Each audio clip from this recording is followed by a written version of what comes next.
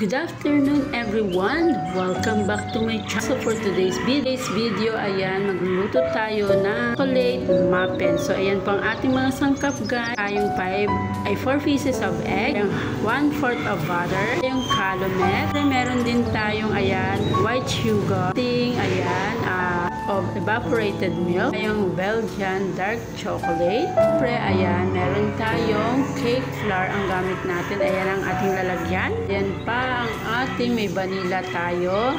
And then, ayan ang ating gagamitin. Cake flour po ating gagamitin. Simula na po tayo. Ang una natin gagawin natin ang ating butter. So, ayan, imimix muna natin. And then, lalagyan natin siya ng white sugar. 1 cup of white sugar ang gagamitin natin guys. Isa-isang itlog lang ang lagay natin. Sure kung bugok or hindi para hindi masayang ang ating ingredients. I-mix-mix lang po natin. Ayan, ang 4 nating itlog para maganda ang pagkaluto at makinis. Naglagay na rin tayo ng vanilla. Mix lang po natin. Ayan guys, napaka-easy gawin. Tayo ng 1 cup of cake flour.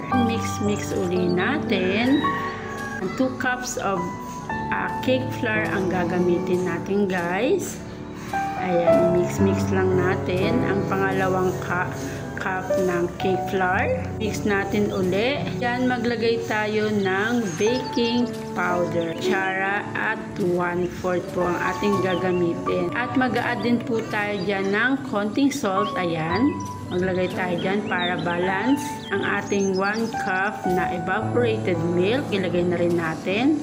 And then, i-mix natin siya guys. Ayan, napakasarap ng ating merienda for today. Lang po natin, ayan. At ilalagay na natin ang ating dark chocolate. Iko na yan guys, isang walang kulay at isang may dark chocolate. Sa init ang ating dark chocolate. So ayan, imimix-mix natin yan pagkatapos natin ilagay. I-mix-mix lang natin siya. Ayan, napaka-easy gawin at masarap siya. At okay na po ang atin. So ayan, i-divide na natin siya sa dalawang lalagyan natin. Chocolate muna. And then ang atin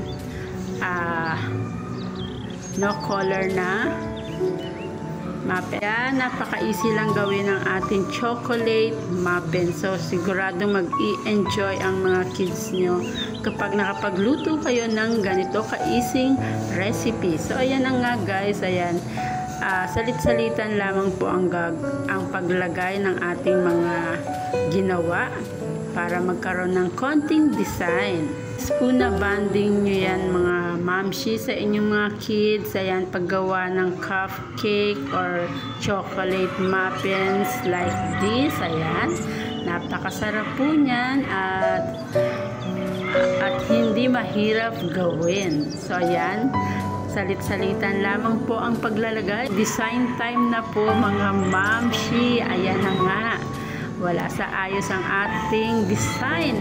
Pero yan, mamaya pagkaluto po niyan ay napakaganda at napakabango. Easy lang maglagay ng design. Lamang po kadali. Ayan. Dinidesign na ni Ate She Vlog. At maraming pong salamat sa aking followers. Get to like, share, and subscribe mga mare. More video na mapapanood nyo sa aking channel. Ayan, design lamang po. Ayan. Kasi ang sarap pong mag-decorate ng ating muffins. Ayan, cooking time na mga mare. Ayan, 190 degree and 40 minutes cooking. Ayan po. So, ayan, ilalagay na natin ang ating cake na chocolate muffins. Ayan, dalawa po siya. Ganda rin ang ating mga pintor. Ayan. So, ayan. Waiting lang po tayo for cooking. Mare, ayan, napaka-easy lang po at ready to eat na mga mare. Ayan. Ayan na. At ang ating design look, napakaganda at smooth ang pagkagawa natin ng chocolate muffins. I hope nag-enjoy po kayo sa aking mga video. Ayun mga mare, kitang-kita nyo naman. Ayan, maraming salamat po sa inyong lahat sa mga sumusubaybay sa aking channel. Magandang buhay! Enjoy watching!